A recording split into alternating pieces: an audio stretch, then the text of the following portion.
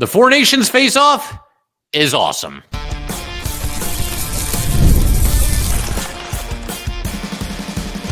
You're Locked on the New York Rangers, your daily podcast on the New York Rangers. Part of the Locked On Podcast Network, your team every day. Welcome back, Blue Shirts fans, to episode number 1249 of the Locked On New York Rangers podcast. I'm your host, John Chick. Just want to thank you guys, as always, for making Locked On New York Rangers your first listen every day. We are free and available on all platforms, including YouTube. And today's episode of Locked On New York Rangers is brought to you by FanDuel. Right now, new FanDuel customers can get $150 in bonus bets if you win your first $5 bet. And we are, of course, part of the Locked On Podcast Network, your team every day. So, yeah, the Four Nations face-off has been absolutely awesome. I feel like it has smashed just about everybody's expectations. I know there was some debate going into this tournament about, like, how intense is it going to be? Are the players into it? Is this going to feel like it's a big deal? Is this going to feel like it's something that we just have to get through before we can get back to the rest of the NHL regular season and ultimately the postseason? But no, this is delivered in a major way. It's pretty obvious that all these players care very deeply about this. And, I think I was more optimistic than most going into this tourney. We did an episode where I was kind of previewing the whole thing, talking about the 6 Rangers that were going to participate in the tournament, representing their respective countries. So I was feeling good about it. I think that episode kind of, in a way, talked myself into it while I was doing it. But it's been awesome. It has absolutely shattered my expectations. It's been fantastic. And what a game last night between the United States and Canada. Really, all 4 games that have already been played have been very good. I know the U.S.-Finland game, the final score, if you just look at that, 6-1 United States. But that was 2-1 going. It was 1-1 at one point. And then, of course, 2-1 going into the third period. And that's when the United States really kind of stepped on the gas and made it a laugher in the end. But the bottom line, all these games have been close. All these games have been competitive. Both of Sweden's games have gone into overtime. So it's been a blast. But the main event, I think, for a lot of hockey fans and, certainly casual hockey fans that I think are tuning in to watch this, that maybe don't watch the NHL that often or maybe just once in a while, this was the big one, United States versus Canada here. And I figured going into this tournament that we would see the intensity kind of naturally rise as the games progressed, as the tournament progressed. But it's been right there right from the start, and it was right there right at the start of this game. 3 fights in the first 9 seconds. Just absolutely unreal. Again, going into this game, you could tell that emotions were going to run high. It was getting to be a fever pitch. Apparently, there were lines outside of the Bell Center, hours before the game started and everybody trying to get in and everything. And obviously it's been an electric environment there, but the puck drops and then so do the gloves. We've got Matthew Tkachuk against Brandon Hagel. And these guys were throwing some haymakers. These were some bombs. All 3 of these fights that I'm about to break down, these were heavyweight fights. The linesmen let them go for a while until they, kind of tired themselves out and or fell to the ice.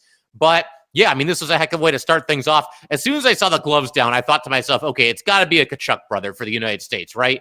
And, of course, it was Matthew. And then you see Brandon Hagel, and that makes sense, too, for Team Canada. But they had it out. Again, heavy fists going back and forth. It's funny because we had, this past week, we had former Ranger defenseman Rob O'Gara join the show and, talked about his entire career with him. And, he's now at Yale, and he's doing his thing there, and that's awesome. But we talked about, among the things that we discussed was his first and only career NHL fight, which occurred in the preseason. And he kind of laughed it off and said, like, it's more of a wrestling match than a fight. These were not wrestling matches. These were heavyweight tilts with some bombs being thrown. This is the first one. And it's funny because after this fight happened and they're lining back up for the next face-off, at this point, I'm thinking like, okay, Brady's going to go because Brady Tkachuk was out there. He just watched his brother get into a fight. And I just had a feeling that when the puck dropped again, you were going to see a second fight. And of course, that's exactly what happened. We get Brady Tkachuk against Sam Bennett. This one, same thing. Haymakers both ways. I would say, all 3 fights I thought were pretty competitive, but I think Brady won this one by a better margin than either of the other 2 fights, whoever you would say was the winner of the other 2 fights. He ended up throwing Bennett down to the ice at the end of this, and him and his brother were yucking it up in the penalty box then as well. But then the third fight, we actually got 6 seconds of hockey before the third fight. The puck dropped, and somebody put a shot. I think it was McAvoy put a shot on net, and Binnington made the save. The puck is frozen, but JT Miller doing what he does, playing with that edge, going out there and not minding if trouble happens to find him. And he goes to the crease and gets into it with Colton Parayko and gives him a little bit of a cross check. He actually got called for that cross check, the 2 minutes there. But the two of them drop the gloves. It's another fight. And just like that, we've got 9 seconds of the game, 3 separate fights, and we're off and running here. And the best part about all this is you've already gotten your money's worth. If you're in attendance, if you're watching this game on TV, whatever it might be, you've seen 3 absolute brawls at the start of this game, and now you've got an entire hockey game still in front of you, and you're going to get to watch the absolute best players in the world, or at least the best Canadian and American players in the world, do their thing, play hockey, and give us all their the money's worth. And that's exactly what they did. Thought this game was fantastic from start to finish. Obviously, you get an early goal or a somewhat early goal by Connor McDavid doing what he does, straight up the ice, making all kinds of moves. Best player in the world right now. And then you get the United States responding. I joked on Twitter that it's the first time I've ever cheered for a Jake Gensel goal, and it might be just about the last. He is up to 3 goals in this tournament, so good for him. But I'm not used to being happy whenever Jake Gensel does something good, whenever he scores a goal. So that's kind of interesting in its own right. And I imagine we got more Ranger fans listening to this than obviously any other fan base. And you guys can let me know. I heard back from some of you on Twitter that you kind of felt the same way. I saw somebody also say that it's very surreal to also have to root for Jack Hughes. Obviously he's part of Team USA as well. But, I guess there's a first time for everything. And, when it's a tournament like this, what else are you going to do other than, root for your home country to ultimately win the entire thing? But yeah, Gensel ended up scoring twice. He got the game tying goal on a rush. He also added the empty netter with a minute and change to go in the third period. That gave the United States the 3-1 lead and ultimately the 3-1 win. And then Dylan Larkin, he actually scored off of a Sidney Crosby turnover, also on the rush, going up the right side and scoring. So yeah, overall, this was great. I think the United States certainly has an edge when it comes to goaltending. Hellebuck against Binnington, yeah, that's advantage Team Hellebuck, Team United States. So I think that certainly showed itself in this game. Both goalies made some good saves and everything. I don't know that it came down necessarily to goaltending, but Hellebuck was great. He made a couple of saves early in this game, the second of which was against Crosby, a couple of tries from in deep. And to me, that's a massive advantage for the United States. And I think the United States has the physicality edge as well. We'll be curious to see if that plays out the same way. If these two teams do end up meeting in the championship. Of course, we know that the United States will be playing in the championship. The other participant is yet to be determined. More on that in a little bit as well. But my other conclusion from watching these first four games of the Four Nations face-off here, and especially this United States versus Canada game, my big takeaway, my big conclusion, cancel the NHL All-Star game forever. We never need to go back. Nothing against the NHL All-Star game. I think over the years, they've done their best to try to make it as exciting, as unique as they possibly can with what is, let's be honest here, a meaningless exhibition game. For a while it was East Conference against West Conference. And then I think there was a time where, this might have been football, there was a time where the two teams were actually drafted. Was that a football thing or an NHL thing? Or maybe they both did it. I don't think it lasted very long. But now you have, the 4 different divisions, and there's a mini tournament that constitutes the All-Star game. They play 3-on-3 now to kind of generate a little bit more exciting. They've got the skills competitions, but honestly, does anybody ever want to see the fastest skater competition again after watching what we just watched last night? And again, the NHL, I'm not faulting them. They did the best they could with the NHL All-Star game over the years. The one year in Vegas, I thought it was pretty cool. They had that, they're in the Bellagio fountains out there and trying all these shots to land the puck on a different, platform in the middle of Bellagio fountains. So points for creativity, points for trying. But man, none of that is even in the same league as what we've seen in these first 4 games here. And especially once again, the United States versus Canada game that we saw last night. So you can do this every year as far as I'm concerned. I know the Olympics are coming up and that'll probably take the place of it. But if you want to make this a yearly thing or at least a bi-yearly thing what is it? Every 2 years. Let's just say that so nobody gets confused. Every 2 years, if you want to do this, that works. I'm cool with doing it every year, though. This has been awesome. And clearly the players have bought in. Clearly the fans have bought in. And it's just been a blast. And the best is yet to come because we don't know who the United States is going to play in the championship game. That is still to be determined by the 2 remaining games on Monday. And then we've got the championship game itself. So, yeah, having a lot of fun watching this and going by the buzz on social media. It sounds like I'm certainly not the only one. So, Yep, definitely looking forward to seeing what happens. In just a second, we're actually going to shift our attention to the New York Rangers that are participating in this tournament, representing their countries, talk about how they've done so far, and we will do that in just a second. All right, we just want to take a minute to let everybody know that today's episode of Locked On New York Rangers is brought to you by FanDuel. When the game tips off, the NBA action is just getting started, and there is no better place to get in on it than FanDuel, America's #1 sportsbook. With FanDuel, you can place live bets throughout the game, so even if you miss the opening tip-off or want to bet on a fourth quarter comeback, you can stay in the action. And if you're looking for a bigger payout, you can even combine your bets into a same-game parlay. Right now, new FanDuel customers can get $150 in bonus bets. If your first $5 bet wins, just visit FanDuel.com to join today. That's FanDuel.com for your shot at $150 in bonus bets. Make every moment more with FanDuel, the official sports betting partner of the NBA. All right, let's go and keep everything rolling here on Locked On New York Rangers. Huge shout out to the everydayers as always. In our next episode, actually already recorded it. We're going to be taking a look at potential New York Ranger call-ups for the rest of the season. Now, obviously, a lot of that's going to have to do with how the Rangers fare.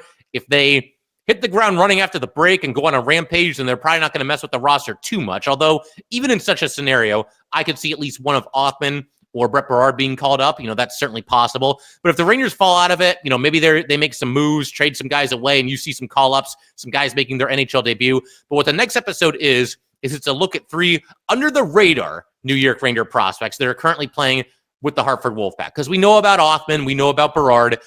These are guys that, maybe have fallen through the cracks a little bit that have at least a chance of playing Ranger hockey at some point the rest of the season. But that's for tomorrow. For right now, let's go ahead and focus in on the Rangers that are playing in this tournament. Obviously, the Rangers are well represented, and I joked going into this whole tournament here, previewing the entire thing.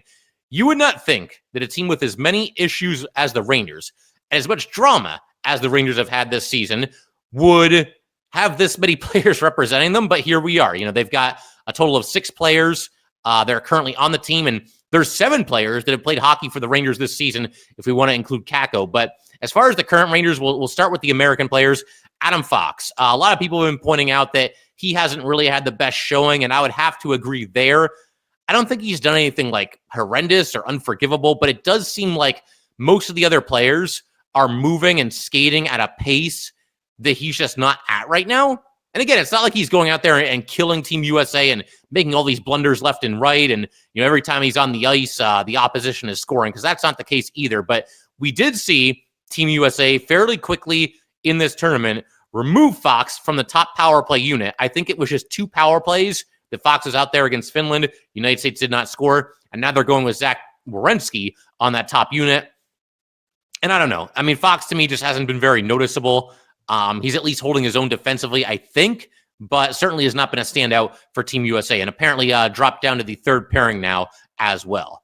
Also want to talk about JT Miller. We discussed the fight already, and it's kind of interesting where Miller finds himself right now, because he started off as the 3rd-line center. That's where he was in practice. Now we've got a situation where Matthew Tkachuk sustained an injury in this most recent game in the 3rd period. He tried to give it a go, wasn't able to do it. Apparently during the TV timeout, he was on the ice just trying to, work through whatever it was.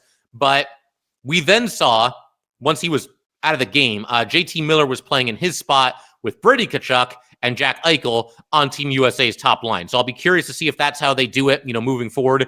And obviously in this game, once Matthew Tkachuk is out of the game, you're down to 11 forward. So you got to mix and match a little bit the rest of the way. And none of the lines are really set in stone at that point. But interesting to see Miller, get that promotion. And if Matthew Tkachuk can't go in the next one and or the championship game, I would imagine, JT maybe gets the first crack at it there. No points for Miller, but I think overall, he's played well and he's built for this kind of hockey. In fact, none of the Ranger American players have any points, and the only current Ranger that has a point in this tournament is Mika Zibanejad. He has a goal, but we'll get to him in a little bit. Vincent Trocheck, I mean, you can kind of say the same thing for him as you said for JT Miller, where he doesn't really have any standout moments, but it must be said that Trocheck is not getting a ton of ice time. Just 11:57 average ice time through the first 2 games here. and he's mostly been in a fourth line role. I mean, we'll see again, because if Matthew Tkachuk, again, if he can't go in the next game and JT Miller moves up the lineup, maybe that opens the door for Trocheck to then center the third line, and then Chris Kreider enters the lineup, and he enters the game on the fourth line, which is, I think, where Kreider would be if he does indeed suit up for one of these last couple of games here. Speaking of which, Chris Kreider, of course, has not played in the first two games of this tournament. He was splitting reps at fourth line right wing in practice with Dylan Larkin, and in some ways, I think that now works against Kreider, because Larkin has played well in this tournament. He ended up with a goal that gave the United States a 2-1 lead in the most recent game. That obviously goes down as the game winner. And beyond that, I think he's just overall played, fairly well for the United States. It's going to be interesting to see how it goes, though, if Matthew Tkachuk can't give it a go, because we talk about Kreider with his possible injury issues. I mean, they haven't designated him as he's not playing because he's hurt. It sounds like he's been a healthy scratch for these first two games. But something that I would like to see regardless, even if Tkachuk does go, I'd still like to see the United States put Kreider into the lineup in the next game. And this goes beyond Kreider. It goes beyond the Rangers. This just goes to the fact that, okay, it's this international tournament, obviously a privilege and honor to represent your home country. Kreider's got a chance to do that. Now, if the United States, if their bacon was on the line in this next game, then no handouts, no charity, nothing. Go with the 12 forwards that you want to go with, that you think gives your team the best chance to win. And clearly the United States thinks that Chris Kreider is best as the odd man out. But facts are facts here. The United States has clinched its spot in the championship. So I think for that reason, it's, go ahead and get the guys into a game they have not yet played. And I don't think you should dial down the intensity at all. I think you want to keep that up as much as possible.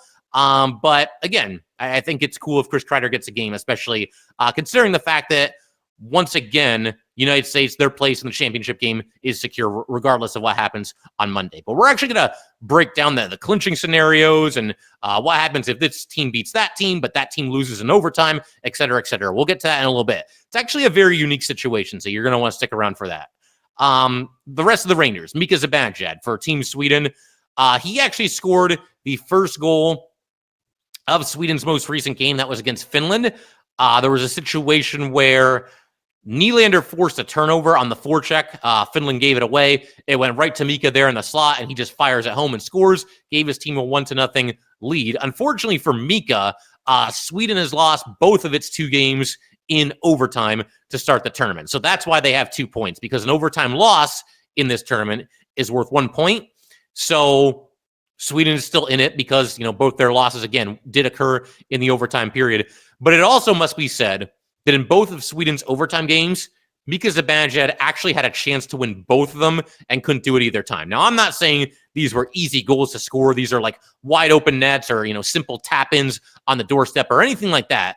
Wasn't anything close to that, but he had a chance, got away 2 good shots, and honestly was, I would say, robbed both times. Certainly the second time. The save that was made when he took a shot against Finland in the first minute of overtime was fantastic. And then it couldn't have been more than about a minute or so later that Finland was scoring the game-winning goal on the other side of the ice. So would have liked to have seen either of those go in for Mika Zibanejad. Obviously he struggled this year. Like a lot of Rangers, he hasn't lived up to what the expectations are for him this season. And that being the case, you'd love to see him, get a big moment like this, against Canada or against Finland, scoring an overtime goal, having a big game against one of those teams, keying his team's, spot in the championship game if they can indeed get there. And, we will see. Sweden's actually the only team that does not control its own destiny right now. And again, I will elaborate on that in just a little bit. But then the only other Ranger is Urho Vakanainen. He, of course, joined Finland as a injury replacement. I didn't really catch a whole lot of Finland versus Sweden. That's the only one of the first 4 games that I have not seen in its entirety. But again, Finland, Vakanainen, Kakko, all those guys, they do control their own destiny, as does Canada. Again, more elaboration to come on that in just a little bit. But bottom line, as far as the Rangers go, I'm just hoping that some of these players are reinvigorated by this. They kind of find that spark. They find that maybe that passion that at times has been lacking. I mean, clearly it's been lacking for at least certain portions of the season for the Rangers. And maybe this is just me trying to be glass half full, but I do think that the Rangers, as much or more than any other team in the NHL, will benefit from this tournament. And you can start with the 6 guys that are there. They go back. They're representing their countries. Obviously, they're getting a taste of playoff intensity here, and that's what they're going to need to bring when they get back to New York, when they get back to the Rangers, and once the Rangers season unpauses, because that's the mentality that this team has to have. They have to treat every game like it's a playoff game, because it pretty much is at this point. The Saturday before the season was paused could not have gone any better for the Rangers. They got a dramatic win over Columbus, got the game-winning goal late in regulation, less than 2 minutes to go. That gave the Rangers a 1-goal lead, and they, of course, get the 2 points. And by beating Columbus in regulation, Columbus gets 0 points. And on that same day, every other team that's bunched together, trying to claim that final or those 2 final wild card spots there, all of them lost, and all of them lost in regulation. So that got the Rangers a little bit closer. They're now within 3 points of the final playoff spot, but it's not going to matter if they don't bring the kind of urgency and the kind of intensity that is needed at this time of the year when you're in a playoff chase and when there's that many teams, gunning for those last couple of spots there. So I'm hoping that, again, these guys that are playing in this high-intensity tournament, they bring it back to the Rangers and kind of just tell everybody else, just follow our lead. This is how we're going to play for the rest of the season. Which, as I say that, I'm thinking, like, who on the Rangers is going to go back and do that? Is it Kreider? Is it Fox? Mika? JT Miller might do that. Trocheck might do that too. I'm hopeful that does indeed happen. But there's that to consider. There's also the fact that the Rangers that are not playing in this tournament, they're getting a 2-week break. And I realize so too are every other player in the NHL that's not participating in this tournament.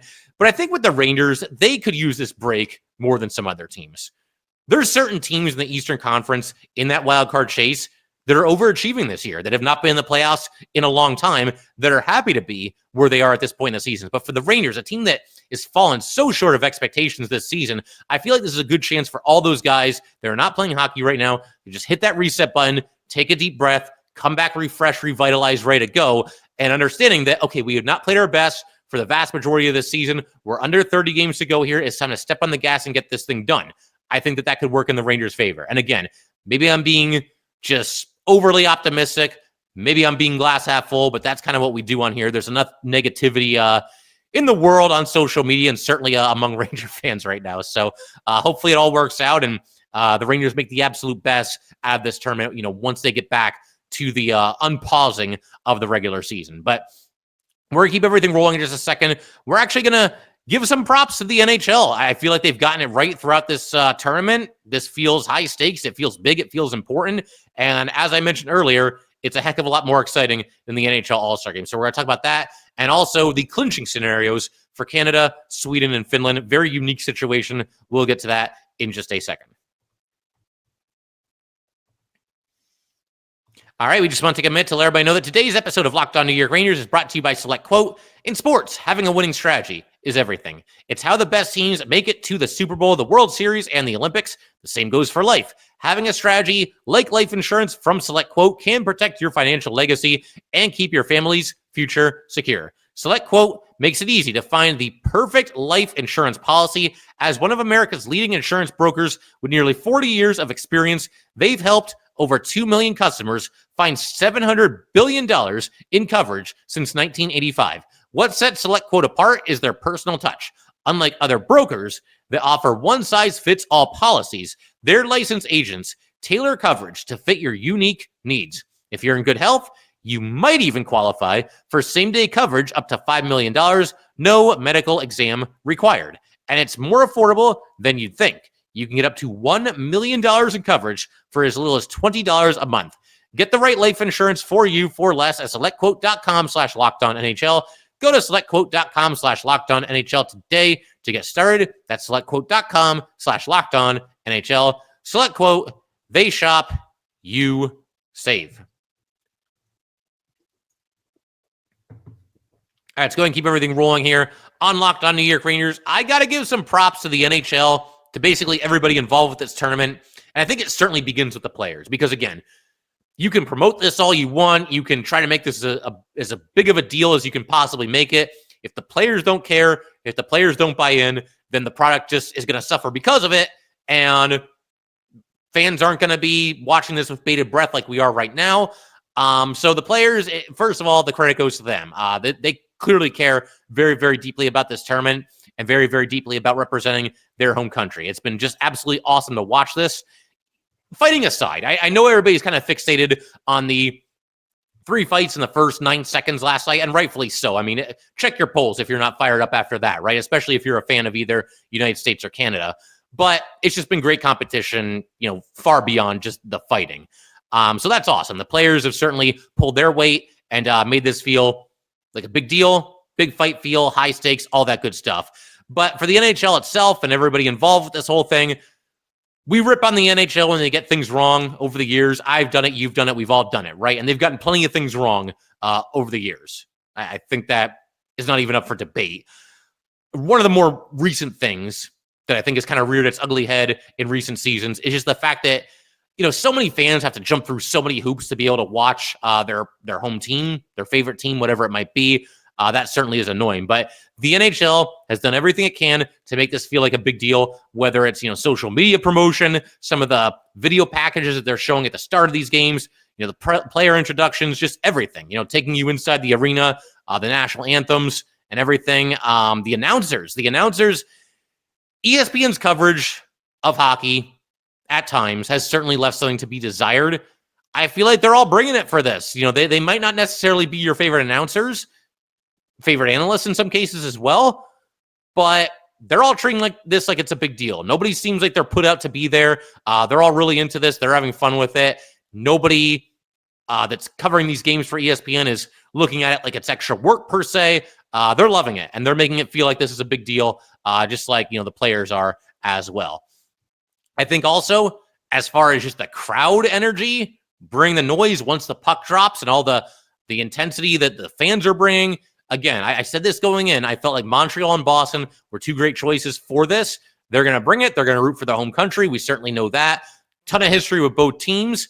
And, the Canada portion of the tournament is now over. The final 2 round-robin games going to be in Boston, and then the championship game is going to be in Boston as well. So Boston's got to bring it, just like Montreal did. But I think that goes a long way, and it really comes through the TV. These fans are creating an electric atmosphere, and I expect very much more of the same now that this whole dance has shifted to Boston. Very much looking forward to seeing the kind of environment that they can create as well. And I think, as far as things that the NHL has gotten right, I think the format of this tournament just works. I know there's some people that want to see some more teams featured other than just 4. And maybe in due time that will happen, future iterations of this tournament. Maybe in a couple of years, we're calling it the 8 Nations Face-Off, and you do a round robin there, however you want to do it. But I think, getting this thing off the ground here, this is a good way to do it. You got 4 countries. There's only 7 games in the entire tournament. You get the round robin. You knock out the 2 weakest teams, the 2 teams that do the worst in the round robin. And then you have your 1-game championship, and then you move on. And it's right back to the NHL season. And you've created some buzz and some excitement around your sport by having a short tournament where all the games are obviously massively important. That's been something that the NHL has gotten right as well. And I think just the timing of this tournament now on this front, I think the NHL probably just sort of got lucky. And obviously they're doing it at the time where the NHL All-Star game would typically be held, but they've got basically no competition from other sports. Football is over. Baseball has not even begun yet. Not even spring training has begun yet. The NBA, I looked it up because I just don't follow the NBA. I'm just being honest. But it looks like they're not really in season right now either. I think on Thursday for the NHL championship game, there's 1 NBA game that night. You guys can correct me if I'm wrong. But they're avoiding the other sports, and people that are starved for sports right now can tune in. And of course, February is kind of known as sort of one of the more down months of the entire calendar when it comes to professional sports. So they're taking advantage of that as well. People that are kind of just really excited to watch this game or that game, whatever it might be. They've got their option now here. They can certainly tune in to this game, all these tournament games that are happening here. So that's been awesome as well. So one more thing I want to do before we call it here, the clinching scenarios. This is where it gets very interesting and very unique. To begin with, and again, anybody that hasn't watched this tournament so far, jump in. The best is yet to come, as I was saying earlier. But for anybody that might not know, as far as how the scoring system works, we'll go through this really quickly. For the round robin portion, the best, or rather, when you win in regulation, you get 3 points. When you win in overtime, you get 2 points. When you lose in overtime, you get 1 point. When you lose in regulation, you get 0 points. So with that said, the United States has 2 regulation wins. They have 6 points. The other 3 teams all have 2 points. And now on Monday, we're going to get the final 2 round-robin games here. We've got Finland against Canada at 1, and we've got U.S. against Sweden at 8. So Finland and Canada are up first. Both of these teams control their own destiny as far as a spot in the championship game is concerned. However, both of these teams, to assure themselves a spot in the championship, would have to win in regulation because that would get them 3 points, and both these teams would have the tiebreaker against Sweden if Sweden should happen to beat the United States in regulation later that night. So Finland and Canada, their fate is in their own hands, but only if they win in regulation, because that would get them the necessary 3 points to secure their spot. However, and this is where it gets really interesting to me, if either of these teams, Canada or Finland, beats the other one in overtime or a shootout, the door is now open for Sweden to take the second spot in the championship, because what that would do, let's just say Canada beats Finland in overtime, right? That would bump them up to 4 points. Sweden is currently sitting at 2 points. If Sweden then beats the United States in regulation later that night, they get 3 points. That brings them to a total of 5, and they're now the second team that will play in the championship. So that's really an interesting situation. If you're a player on Team Sweden or just a fan of Team Sweden, then the only thing you have to root for when Finland plays Canada is for the game to go into overtime. You can basically stop watching at that point because you will know at that point that, okay, neither one of those teams is going to get 3 points. The door is open for us. We got to beat the United States in regulation later that night. So just a very unique situation, very interesting situation. Hopefully everybody followed that. I explained that as good as I possibly can. But the bottom line, Canada and Finland each control their own destiny. They need a regulation win to guarantee themselves a spot in the championship. Sweden needs some help. Sweden has to beat the U.S. in regulation and also have the Finland-Canada game go to overtime. And at that point, it doesn't matter who wins if you're on Sweden. But very interesting situation. I'm certainly going to be keeping an eye on everything that happens. I figure we can call it there. If you guys would like to get in touch with this podcast, please send an email to lockedonnyrangers@gmail.com. Once again, that is lockedonnyrangers@gmail.com. Definitely give us a follow on Twitter as well at @LO_NY_Rangers. Once again, that's at @LO_NY_Rangers. And definitely subscribe to the Locked On New York Rangers YouTube channel. Thanks again, guys. I will see you next time.